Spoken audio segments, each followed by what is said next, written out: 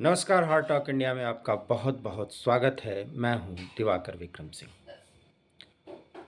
Moscow के crocus concert hall में जिस तरीके से पिछले शुक्रवार को आतंकियों ने हमला किया और उसमें आईसिस ने पूरे प्रकरण पर अपने हाथ होने का एक तरीके से ऐलान कर दिया, उसके बाद से ये समझ में नहीं आ रहा है कि वास्तव में रूस को इस तरीके से निशाना क्यों बनाया गया, और वो भी आईसिस की तरफ से।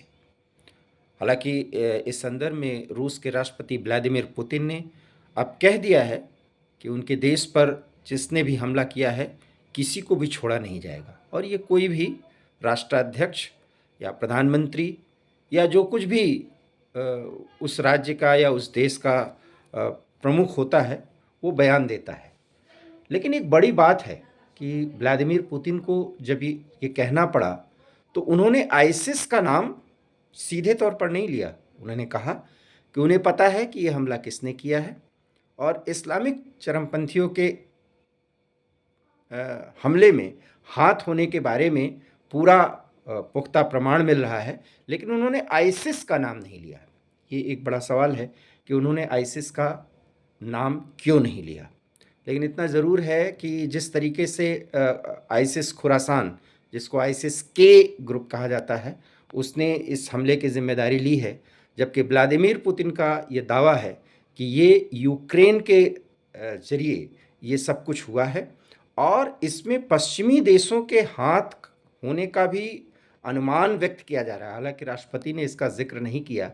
दूसरी तरफ एक बड़ा सवाल है कि अमेरिका इतना परेशान क्यों है, क्योंकि अमेरिका की तरफ से बाकायदा ये बताया गया है कि अमेरिका ने पहले ही चेतावनी दी थी कि ऐसा कुछ आईसिस कर सकता है।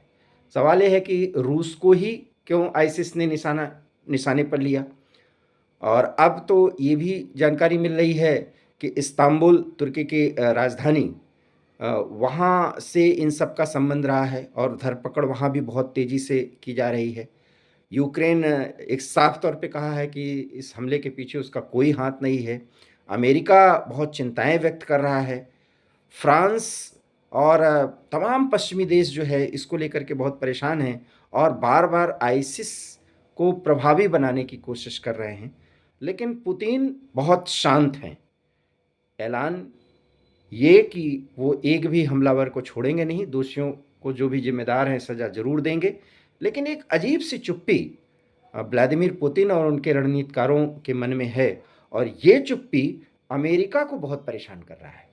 क्योंकि चुप्पी के पहले उन्होंने जो बयान दिया कि यूक्रेन या क्यू से इन आईसिस के लोगों का जो संबंध है उससे रूस पूरी तरह जानता है, और इसका बदला लिया जाएगा, उनको न्याय दिया जाएगा। जिन्होंने अन्याय किया है उनके साथ कानूनी तौर पर न्याय होगा रूस के कानून के तहत। तो बड़ा सवाल यह है कि क्या अब कीव की मुश्किलें और बढ़ने वाली हैं, जेलेंस्की की मुश्किलें और बढ़ने वाली हैं, और क्या पश्चिम के वो देश जो जेलेंस्की को इतना बड़ा सहयोग और सहारा दे रहे हैं, अब रूस के राष्ट्रपति कोई बड़ा कदम तो नहीं उठाने जा रहे हैं? जी हाँ, कुछ ऐसा ही है। क्योंकि बताया ये जा रहा है कि रूस ने अपने परमाणु आयुधों को पूरी तरीके से जो ऑपरेशनल मोड में लाए जा सकने वाली स्थिति में है, उनको ऑपरेशनल मोड में ला दिया है।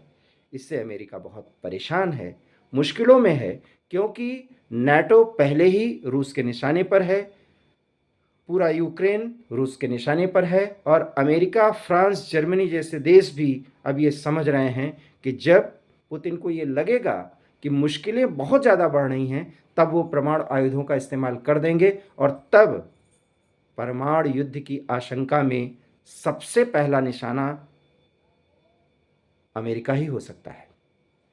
पश्चिम का कोई भी देश, यूरोप का कोई देश भी हो सकता है, और वो हमला कोई छोटा मोटा हमला नहीं होगा, क्योंकि रूस की एटमी ताकत इतनी ज़्यादा है जिसके बारे में पूरी दुनिया को पता है। इसलिए जो आईसिस ने हमला किया है इस पर व्लादिमीर पुतिन एक तूफान आने के पहले की चुप्पी वाला जो बयान देकर के शांत हुए हैं, वो अमेरिका को चिंता में डाले रखा है। और इसलिए आईसिस की जो नेटवर्क प्रणाली है उसको तोड़ने की बातें तुर्की से भी हो रही हैं, इस्लामिक देशों से भी हो रही हैं, अमेरिका से भी हो रही हैं, यूरोप के देशों से भी हो रही हैं। क्यू तो एक तरह से सफाई दे रहा है कि उसका इस मामले में कोई लेना देना नहीं है।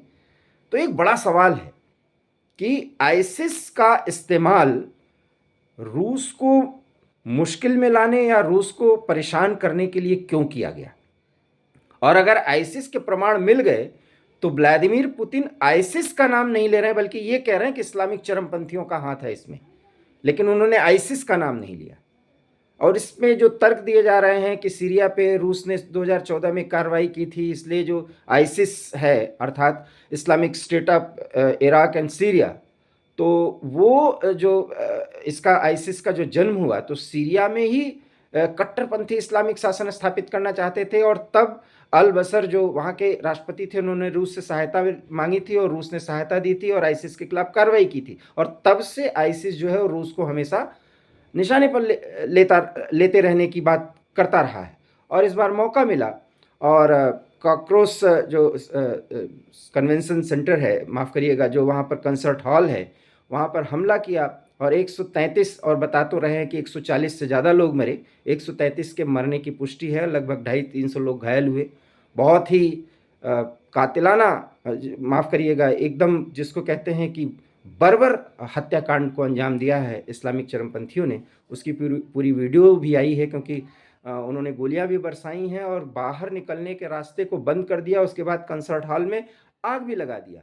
तो ये बहुत ही दर्दनाक घटना हुई है और आईसिस के लोगों की धरपकड़ भी हो रही है। 11 लोग तो रूस के सुरक्षा एजेंसियों ने ही पकड़े हैं। तुर्की में भी गिरफ्तारी हो रही है। ईरान भी पूरी तरीके से सक्रिय हो गया है। सब लोग आईसिस की कमर तोड़ने पर लगे हैं, लेकिन व्लादिमीर पुतिन बहुत नाराजगी वाली चुप्पी इस समय अपने बॉडी लैंग्वेज में दिखा रहे हैं। जो कुछ भी उनकी तस्वीरें या वीडियोस आ रही हैं, मतलब रूस कुछ बड़ा प्लान कर रहा है, और जो प्लान कर रहा है वो प्लान पूरी दुनिया के लिए बहुत बड़े खतरे का संकेत है।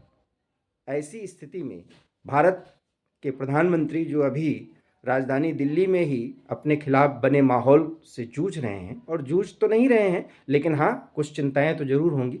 लेकिन चुनाव के बाद भारत के सामने भी कुछ ऐसी ही मुश्किलें आएंगी, और तब देखना यह दिलचस्प होगा कि रूस और भारत किस तरीके से मिल करके इस पूरी समस्या का समाधान करते हैं। फिलहाल इस वीडियो में इतना ही। हम आपसे फिर मिलेंगे, लेकिन अगर आपको ये हमारा वीडियो पसंद आया हो तो प्लीज़ इसे लाइक करिए, इसे शेयर करिए। हमारे चैनल हार्ट टॉक इंडिया को प्लीज़ सब्सक्राइब करिए। बहुत बहुत धन्यवाद। नमस्कार।